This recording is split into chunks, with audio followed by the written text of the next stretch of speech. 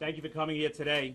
I'm joined here today by Ed Mullins, the president of the Sergeants Benevolent Association, executive board members of the New York City PBA, and the Sergeants Benevolent Association, the rank and file police officers and sergeants, first responders on our city streets. There's an attitude on our city streets today that it is acceptable to resist arrest. That attitude is a direct result of the lack of respect for law enforcement, resulting from the slanderous, insulting, and unjust manner in which police officers are being portrayed by race baiters, politicians, pundits, and even our elected officials. We are here today to send a message to all criminals in every community across our city that the charge of resisting arrest is a very serious and dangerous one. The charge exists to encourage those being arrested to comply with the lawful orders of police officers so that those officers do not have to use necessary force to make that arrest. It's a serious crime, and it must be treated that way by all. We today are advising our members to be cautious while they patrol our streets. Since the Stop, Question, and Frisk law was passed and approved into law by City Hall, there is an attitude by the criminal element that resisting arrest is condoned and not taken seriously. Our members, when confronted with these situations, New York City police officers should use all the resources of the NYPD to help make that situation safe for all. Call for backup when necessary. Call your supervisors to the scene to assist in effecting that arrest. The department has rules. Use them. They protect you, they protect the citizens of the city, and they protect the department as well. Take your time and do the jobs correctly, right, and safely. New York City police officers have every right to expect to go home safely and without injury at the end of their tour. They also deserve the support of our elected officials and the citizens alike that live in our streets. In recent weeks, the reputation of New York City police officers have been tarnished by the words of many. It is outrageously insulting to all police officers to say that we go out on our streets to choke people of color. As Al Sharpton stated while seated at the table right next to our mayor at City Hall, New York City police officers have literally made neighborhoods that were unsafe livable. It is a person's behavior that leads to interaction with the police, not who they are, not what they look like, or how much money is in their pocket. It's their behavior that leads to that interaction. It is absolutely insulting to insinuate otherwise. Al Sharpton's words do nothing to build a bond between New York City police officers and the communities that we serve and protect each and every day. In fact, those words are not credible and do the opposite. They put barriers between the police and the communities that we serve, which leads to mistrust and hurts every last one of us, police officer, citizen, and tourist alike. Of course, during emotional times like this, many times the facts get lost in the rhetoric. I'd like to review some of the undisputed facts in the tragic death of custody of Mr. Garner in Staten Island, and this is not meant to lessen the fact that there was a death and it's a loss for all. First, there were numerous complaints from the merchants and the community regarding illegal activities at that location. The location was listed as a chronic condition requiring regular patrols and police action to correct that condition. 1 week before the incident, Mr. Garner was observed illegally selling loose cigarettes by police officers. He was warned to stop the illegal sale and was not placed under arrest, but was warned and admonished and sent on his way. On July 17th, Mr. Garner, who had been arrested 30 times, 8 times before for the same infraction, was observed selling loose cigarettes and was approached by police officers. Mr. Garner was informed that he was being placed under arrest for that illegal sale. When instructed to place his hands behind his back, he chose to resist. When police officers took hold of Mr. Garner's wrist in order to cuff him, he pulled away and began to physically resist arrest.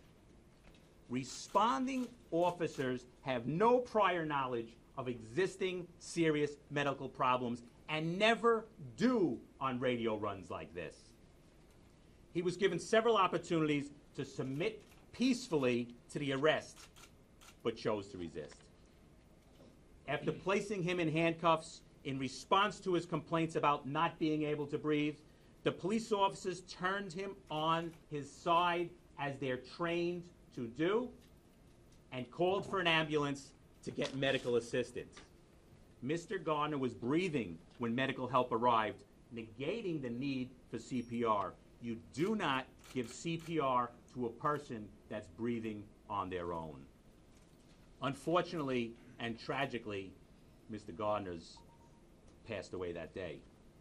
Again, none of this is meant to lessen the fact that there was a loss of life that his family lives with and our police officers live with as well. Nonetheless, sometimes the facts need to be stated through the emotion of the time. We believe that every person, regardless of their economic status, should be able to walk the streets of their community free of being accosted by individuals involved in crime of any nature, including low-level quality of life crimes.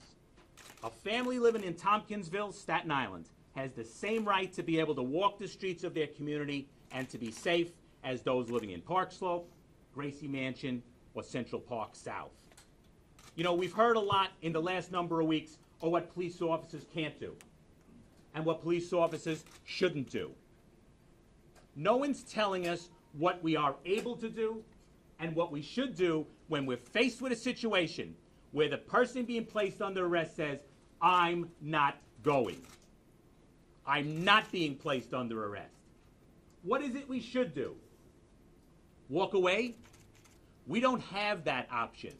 Nor would the public who called and complained about these crimes want us to. If they called, it's important to them. I think it's important that we understand that police officers go out on this street each and every day to do a job. No one wants to deal with the loss of life. Again, it's a tragedy. We will defend these police officers. We will get experts in the use of force. This was not a chokehold. We will get medical examiners to go over this autopsy when it is finally released. I've never seen a document that was more political than that press release released by the ME's office, without any medical fact beyond it, without the release of the medical examiner's report. And that is absolutely wrong. This case and all cases should be based on the facts, nothing more or nothing less. As I said, with me here today is the president of the Sergeants Benevolent Association, Ed Mullins, to add his words. Morning, everyone. Thank you, Pat. I think what's being left out of everything that's being printed in the media is the fact that Police Officer Pintello didn't go to work that day with the intention of killing anyone. He went to work purely with the intention of doing his job. No different than any doctor, any firefighter, or any trucker that's out there today. And any one of those professions where someone unintentionally loses their life, there's no public outcry when a doctor fails to save someone, asking that he be charged for murder and be arrested. This was an unintentional death that occurred. When you look at the tape that is all over the media, no one talks about the time delay where the officers waited for assistance. There was a greater time delay of assistance and time for Eric Garner to surrender than there was in the actual scuffle itself. He chose not to. As Pat said, this is not a chokehold. A chokehold is a completely opposite tactic than what you're watching. No one talks about the officer that bounced off the plate glass window, who easily could have went through that window, and we could be talking about his death today. We don't mention that. We don't mention the fact that Gardner made clear statements that this ends today. He wasn't going to be arrested. We allow that to slide past. That's wrong too. We forget the fact that this is a nation of laws, that we all live under a nation of laws. We attack the broken windows theory until it's on each and every one of our blocks. We let it slide when it's elsewhere. We don't care until someone's urinating on your block or where there's a window broken on your block. Then it's a big issue and we want it enforced. We want justice for everyone except for a police officer. Well, Officer Pentillo has rights. He has the right to due process just like everyone else. But we're not giving him that right. We're calling for federal investigations. We're calling for outside people to come in and take over the case. We don't do that. I don't see anyone screaming in Chicago to stop the murders that are taking place out there and calling for federal investigators and the FBI to get involved to save those people. The ME's report, as Pat said, is flawed. The ME's report purely talks about a cause of death. A cause of death of homicide is purely the way a person died. It's not a criminal charge. It places no blame on anyone, but yet we're calling for a murder charge. Al Sharpton is not a credible individual. He never has been, but yet he's all over the media. He gets front page. He's allowed to sit in City Hall and threaten the mayor. We only need to look back at Tawana Brawley, Kevin Gatto in Brooklyn, ties to organized crime with narcotics. But Al Sharpton gets to determine the direction of justice in this city. It's wrong. It's completely wrong. The media has an obligation to report the story, and you should. You should report the story, but report the complete story. Don't prosecute an officer who went to work to do his job. Tell both sides of the story. We're talking about his track record, but we leave out the fact that Mr. Gardner had 30 arrests. We leave out the fact that he had play the week before, and he was warned, and he continued. We leave out the fact that this is not a victimless crime. This is a victim crime. Okay? Selling loosies, there are people who suffer, business people who suffer as a result of that. We don't get to pick the laws. We enforce them. So going forward, for the members of the NYPD, we want you to do your job. We want you to follow the rule book, the way it's written. And if there's a delay in getting to the next place, so be it. But at the end of the day, each and every member of the NYPD is to go home safe. That's the bottom line. If the public is choosing to sit silent and let a good city that's been built over the last 20 years go back to the days of old and disregard crimes, whether they be minor or major, then our obligation to the members of the NYPD is to ensure that they go home safe. And that's what they should do.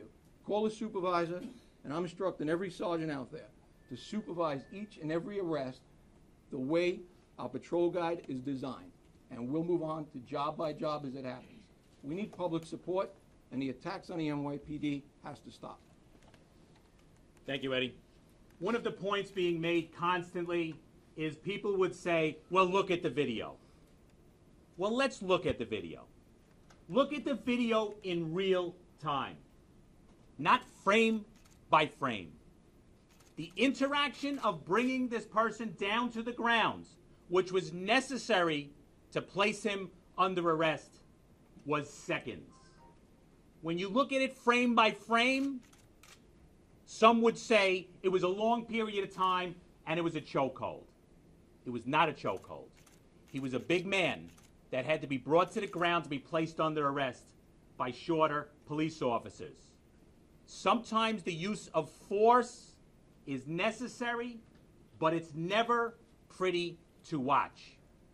But again, and it's happening on our streets every day in the environment we're living, that folks will say, I'm not going. That person needs to be placed under arrest. You need to comply with the police officers. There's a system. If you think you're wrong, let's go to court, have the police officers articulate why, and we'll duke it out in front of a judge, the way the system was meant to be. Not on the street when you disagree. Comply with the orders of police officers. Resisting arrest is a real and dangerous crime. Questions? Commissioner called it, his words, an apparent chokehold. Have you spoken to him about that, and what is he? I have, and I think he's mistaken. It is not a chokehold. It was bringing a person to the ground the way we're trained to do to place him under arrest. You put your arm on them and bring them down. It was not a chokehold. And we will get use of force experts to say that. Yes, sir. The mayor says that it's important to get all sides and to bring Al Sharpton to the table. Do you think it was appropriate for him to bring Sharpton in? And how do you think the mayor has been in terms of supporting the police department? I don't think it was appropriate. Our elected officials belong in City Hall. And we agree. Let the facts speak for themselves. That's not what's happening. That's not what's getting reported. The emotion of the street is what's happening. We say allow the investigation to move forward and let the facts lead to the conclusion, whatever that conclusion is. But what we've seen here and what we've reported is conclusions on emotion, on a document from the ME's office that is a political document not backed up by the ME's scientific report. And that's a problem, and that's why we're speaking out. We agree. A free airing does not mean the police officers are left out in the cold. The police officers don't have the same civil rights that we protect for each and every one of you each and every day. They deserve that right. That's our job, and we will do it. Why shouldn't we bring Sharpton to be part of the conversation? Elected officials should have that discussion. Community meetings should have that discussion. Were there any pro-police community leaders at that roundtable that said, wait a minute, I remember when I couldn't walk to services and safety because the mopes on the corner would rob me. I remember when I couldn't walk by without a beggar accosting me. I remember when I couldn't get off the bridge and a squeegee person would accost me. There was no pro-police to say, this city is different today because of the men and women that patrol our streets. New York City police officers have thousands and thousands of interactions with the public each and every day. Without complaint, they call, we service their complaints, and all leave satisfied. That gets lost. Where was that voice at the table? The gentleman who videotaped it, Ramsey Order, was arrested, as you know, over the weekend. He's now saying he was set up and the cops who arrested him said what goes around comes around. Your reaction? The police officers that observed that had no idea who he was. They were doing their job. What gets lost in that is he had a gun. He was carrying a weapon. Part of the reason we were on those street corners in Tompkinsville, drug dealers, panhandlers, people carrying weapons. That gets lost in the reporting as well. He was arrested for carrying a gun. The only use a person with that criminal record had for carrying the gun is to increase his criminal record. Yeah, Pat, how concerned are you with Sharpton's, expanding platform, and do you believe he has the ear of the mayor? I do not believe he has credibility. I believe he has an opinion, and we will protect his right to give that opinion. But he doesn't have the right to make up facts. He shouldn't have the right to sit at the lead table at City Hall and stir up the streets where it becomes dangerous for police officers. If it becomes dangerous for police officers, what chance does the public have?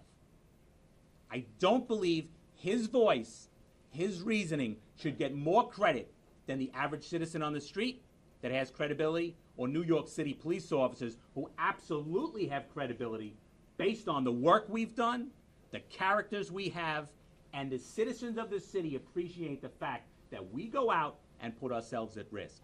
We talk often about, it's a terrible tragedy when there's a loss of life.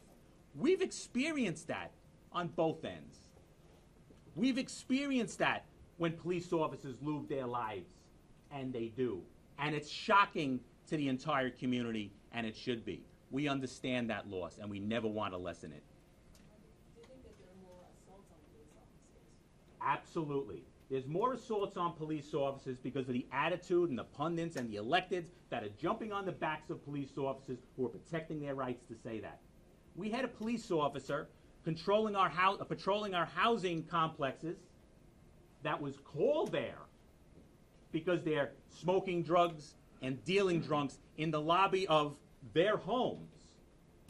And what happened? That police officer had their teeth knocked out. Resisting arrest is a serious crime. Everyone must take it seriously. It must be charged seriously. Yes, ma'am. Yes, sir. Mr. Lynch, I believe you or some of the other union officials with you had spoken with some of the other officers who were present on July 17th. Can you tell us what the scuffle looked like from their eyes and whether they heard Mr. Garner say, I can't? We've only spoken to them for their well-being, how they're doing, how they're holding up on the barrage of bad stories and the negativity. They have attorneys who handle this case, interview them when the department or any other agency wants to interview them. Our goal at that point is to get them representation and then for us to literally say, how are you doing? What do you need? How's your family holding up? Have they spoken to the department or investigators yet? That's an attorney question. I'll get you that answer. Hi, can you talk at all about the decision to make the arrest at that point of time?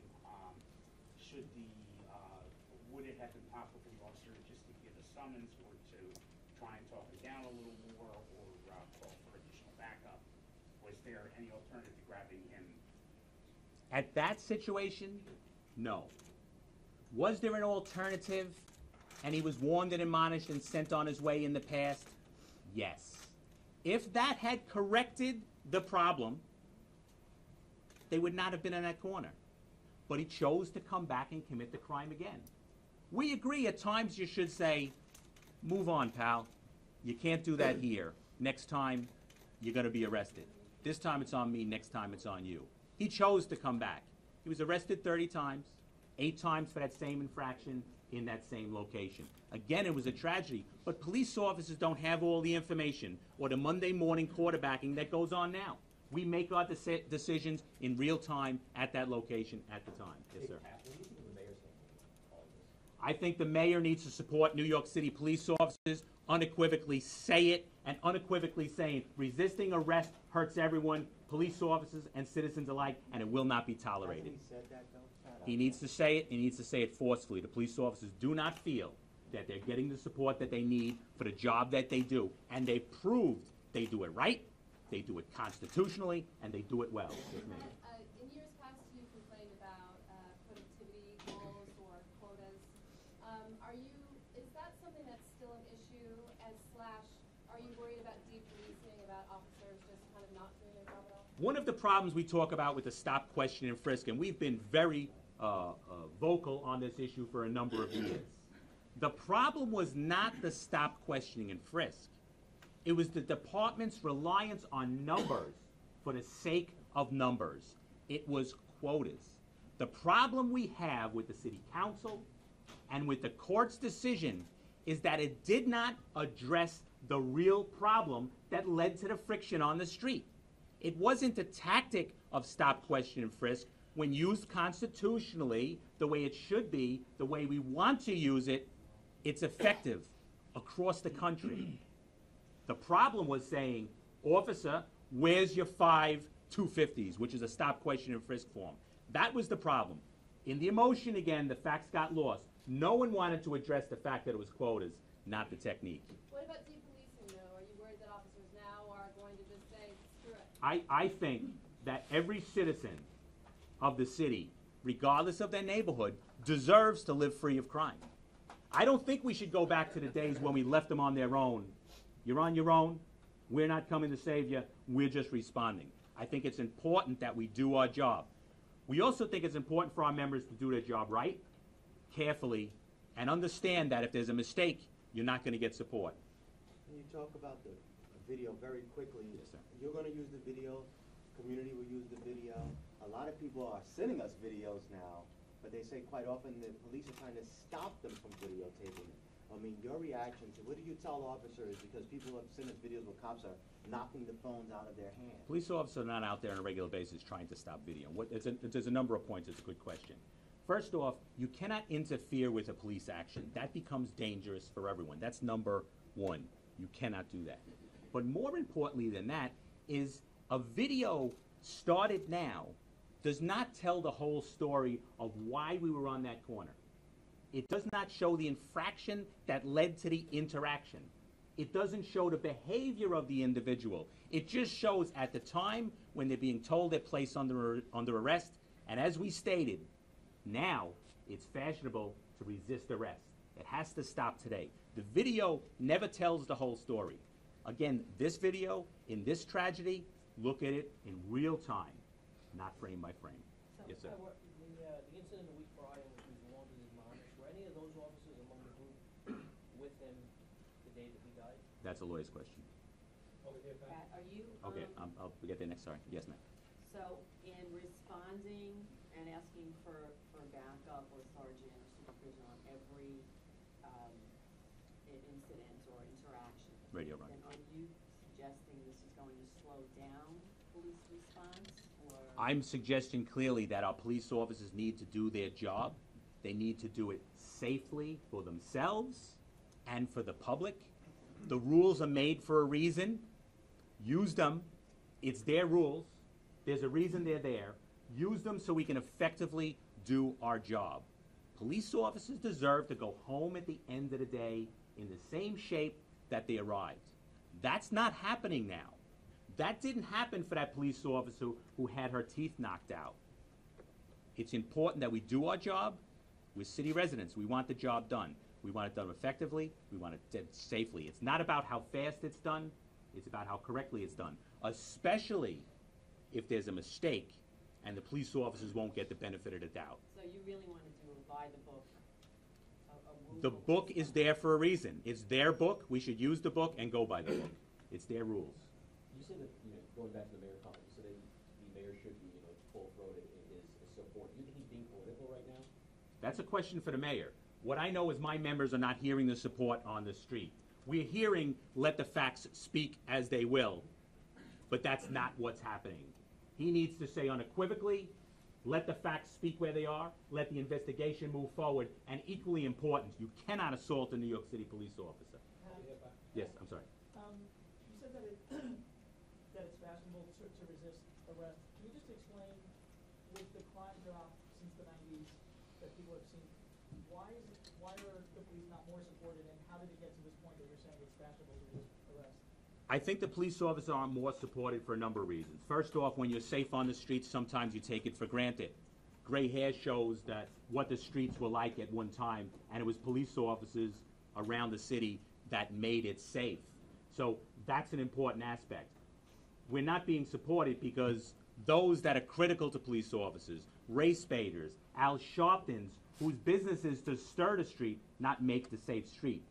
They're being put on a pedestal while police officers are being knocked down off that step. It's police officers you call when all goes wrong.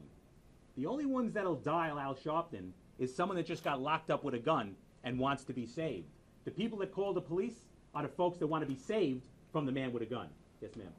You mentioned before you think the Emmys report was political, but the Emmys supposed to, the Emmys report is supposed to be a scientific fact that we go off of. What do you mean by it being political, and why do you think that that would have been? Ma'am, I agree with you. It should be a scientific fact backed up by the medical examiner's report. We've spoken to experts that never seen it released the way it was, without the medical facts behind it, without the medical examiner's report, and in parentheses, chokehold. That's not a medical term. The rest we'll look at. Was the autopsy done correctly? With all the specimens examined? It's a technical question, but we will examine that to make sure our police officers' rights aren't trampled. Yes, sir. Yeah, if not a chokehold, how would you describe the maneuver that Officer Cantillero used? Do you think it's appropriate? This was a large man who was resisting arrest. He had to be brought to the ground the way we're trained. It's the safest place. Put them on the ground and place them under arrest. Reaching up to bring him down, a struggle ensued. When there's a struggle in real time, when there's a plate glass window behind you and the person is resisting arrest, it's dangerous. It was about grabbing a person who chose and said, I will not be placed under arrest. It's a dangerous situation for police officers, and we've had deaths in those situations.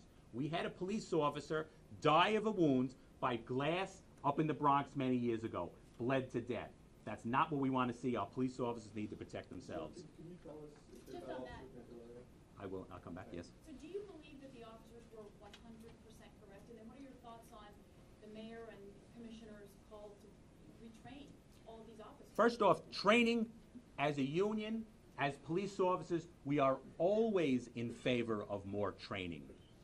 The more training we get, the better we are at our job.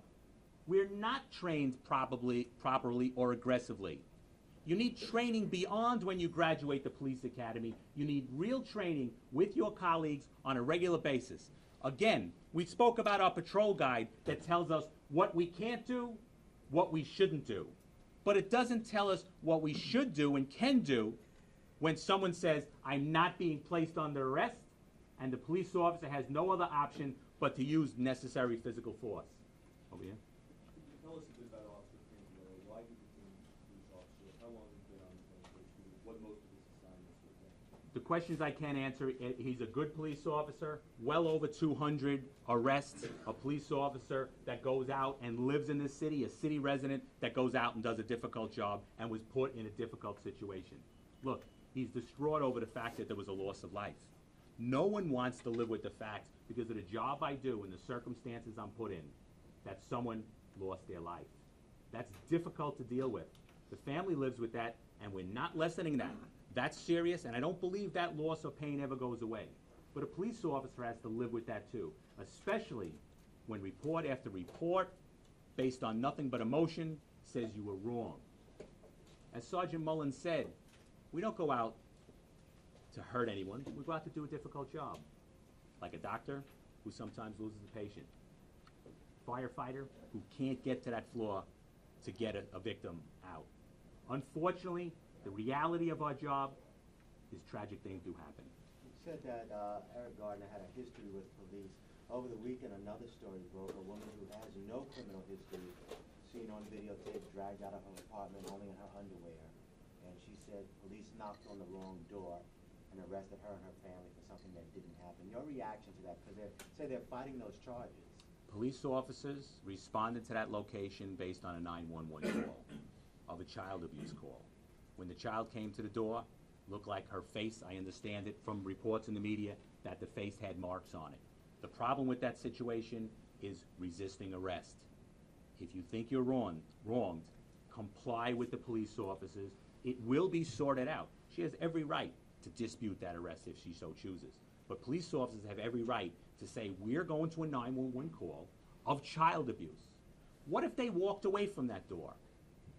What if a month later we were called back to that door and we find that there was child abuse? Is that right? Is it right for a police officer to walk away? Someone called. We don't have the ability standing in that hallway like an attorney does in a courtroom to parse each piece second by second. We do it now. We go on our training. We go on our instincts. You shouldn't resist arrest. Do you fear the investigation of the Garner incident will be somehow not impartial? Yes, absolutely. Every signal thus far has pointed that direction. Now, what I believe is that allow the district attorney to do their job. The district attorney in Staten Island is a competent person, so I don't want to say that he won't do his job. Time will tell. But for everyone to call, many to call, the pundits to call saying a federal investigation before the initial investigation is done, based on what? How do we know it's not going to be done correctly? I think we as police officers and the citizens should base all conclusions on the fact and the investigation, nothing more. Yes, sir. Mr. Lynch, given the increase of eyewitness video, do you think body cameras would capture that greater context of the arrest? That's an option that we need to talk about. I know a judge said it should happen, but no one's had discussions in how it works or how it doesn't work. Does it help or it doesn't help? So we'll hold off that conclusion until we have that discussion, until we see the data that says otherwise, that whether it's good or not. So the conclusion is, wait and see. You talked about the battle days, the squeegee man, etc. When it comes to broken windows, do you feel that some communities are unfairly antagonized? Do you understand why they're not, or why they do feel that way? And is there a way to be more measured? I think every community, no matter what the ethnic situation in that neighborhood is, the economic situation is that neighborhood, I think they have a right to walk down their street free of being accosted. We tell our police officers always, sometimes you're dealing with a criminal on the corner. But remember, while you're focused on that criminal on the corner, There's a man or woman who's leaving their apartment in the morning, walking to the subway to go to work, commits no crime, as entitled to walk freely and safely on that street, and you don't see that person until they get off the subway, they walk back to their apartment, to their family each and every day. That person has the right not to have someone urinate on their stoop. That person has the right to live without being accosted by drug dealers on the corner.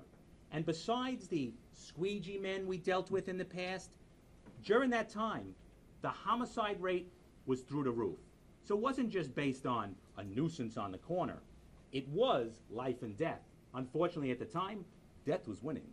Is there a direct correlation? I mean, do you really believe that the guy who's the squeegee guy is the same guy who's going to kill somebody? There's a theory. That's a question for the department and the policies that they set. The policies by City Hall, for instance, Lucy's, if they want us to go after that crime, we'll go after that crime. If they change their policy and say ignore it, we ignore it. We don't set policy on the street. We're police officers that have to follow the law. If City Hall wants to not do that, just let us know. Our police officers will do their job. We go by the rules. Thank you, everyone. I appreciate you taking the time to cover this here today, and I appreciate everything that you're writing. Hopefully, on moving forward, that'll change from what was in the past. Thank you.